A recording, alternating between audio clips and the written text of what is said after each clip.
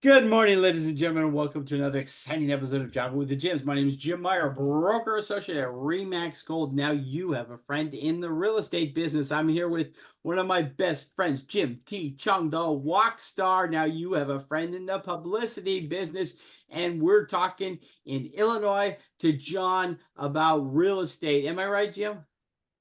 Yeah, you are absolutely right. And what did you say? Where are you, white or right? Because Uh, I'm Wong. Remember, white and Wong, white and Wong. but, but just so I get this right, Real estate broker associate, which means I am colorblind, my friend. that's a good answer. But in all sincerity, we like to have a lot of fun here. Um, I know I just can't wait. John, I know I could see it in his eyes. We're just wondering one question. Because, by the way, there's no political affiliation here. So all of our comments we can't be held accountable for. But anyway, Jim, what's in your cup of coffee? My coffee is something that's well respected, loved, and trusted by everyone in America, just like the Federal Reserve.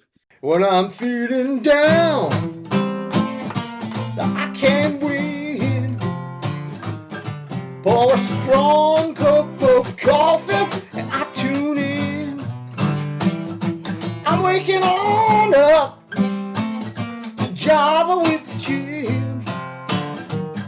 I know my best day can begin. Yeah. Actually, I'm in a place called Panera Bread. I could be Starbucks, but I know Panera's going to sponsor us someday. So unless they don't sponsor us, but I'm drinking dark roast cup of coffee here, just like what I've been drinking the last 4 other days here. So anyway, what about you, John? What are you drinking? Today is Sambuca. So it's Oh boy, licorice type. Yeah, it's love it. very refreshing. Yeah. Don't drink too much because we have a show to do, my friend. John, question: do you invest in real estate? So I have in the past. And what I've probably the most important lesson I've learned with real estate investing is it's not very passive. And I think it gets sold as a very passive type of way to build income. Me and my partners had about 30 rental properties, and we kind of realized pretty quickly that it wasn't passive at 30. And in order to reach the goals that we had, we needed to get to about 150. And we're like, if it's not passive at 30, chances are it's probably not going to be any more passive at 150, right? So we kind of backtracked off of that. We were able to kind of cash out. It was interesting, actually, how we got the portfolio of properties. We acquired it through a short sale. So it was a short sale portfolio of distressed properties we fixed up over time, held them for a little bit, realized how much work came with that.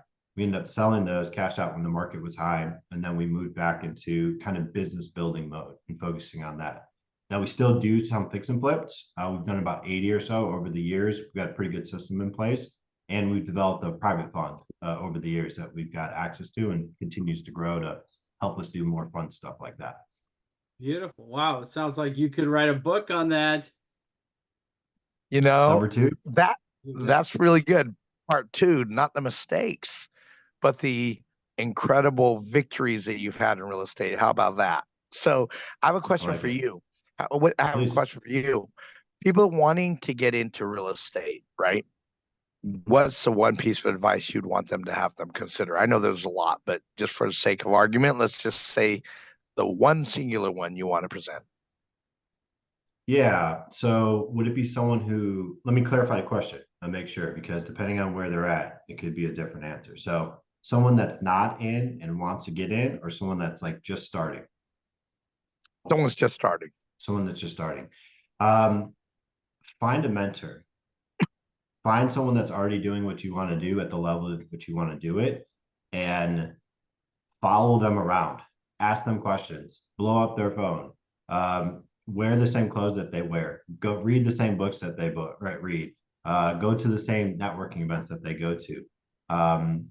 I spent a lot of time I started in my early 20s. So if you can imagine, I was extremely coachable, right? When I first started.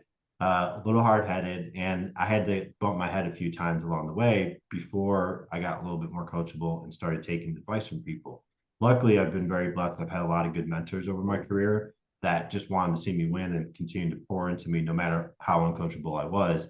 Eventually that shifted, but I think if I would have been more coachable in the beginning, if I would have attached myself and really I would say if I would have really focused on the coaching and the mentorship that people were trying to give me, I might even be a little bit further ahead than I am today with that. So I think I kind of held myself back in the beginning, not being coachable and trying to like figure things out or do things my own way versus just following the paths that were already there in front of me.